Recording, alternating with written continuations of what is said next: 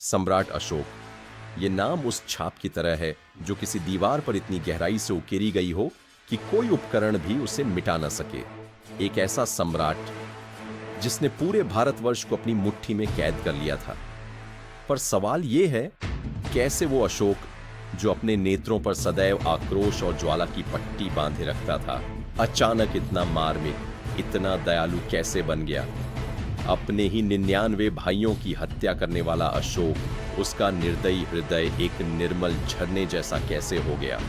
राज्याभिषेक के सिर्फ 7-8 वर्षों में अशोक ने संपूर्ण भारतवर्ष को अपने अधीन कर लिया था, सिवाय एक राज्य के, कलिंग।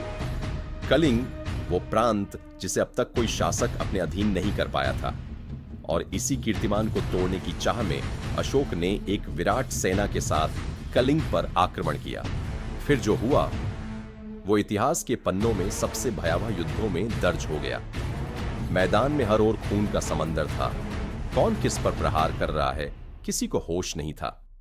धरती लाल हो चुकी थी और आसमान तक उस रक्त की लपटों से कांप रहा था।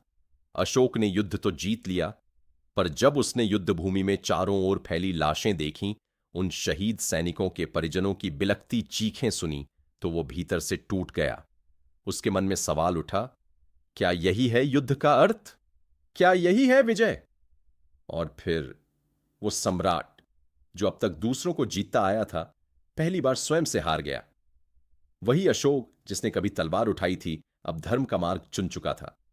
उसने अपने स्तंभों पर शांति और करुणा के संदेश खुदवाए, सब प्राणी मेरे बच्चे हैं। उस दिन से अशोक चंड अशोक नहीं, धर्म अशोक बन गया, और इतिहास ने सदा सदा के लिए उसे याद रखा, एक ऐसे सम्राट के रूप में जिसे असली जीत तब मिली जब उसने तलवार नहीं, अपने अहंकार को त्याग दिया। इसी के साथ वीडियो का समापन करते हैं। ऐसी ही ज्ञानवर्धक बातों के लिए जुड़े रहे हमारे साथ। धन्यवाद।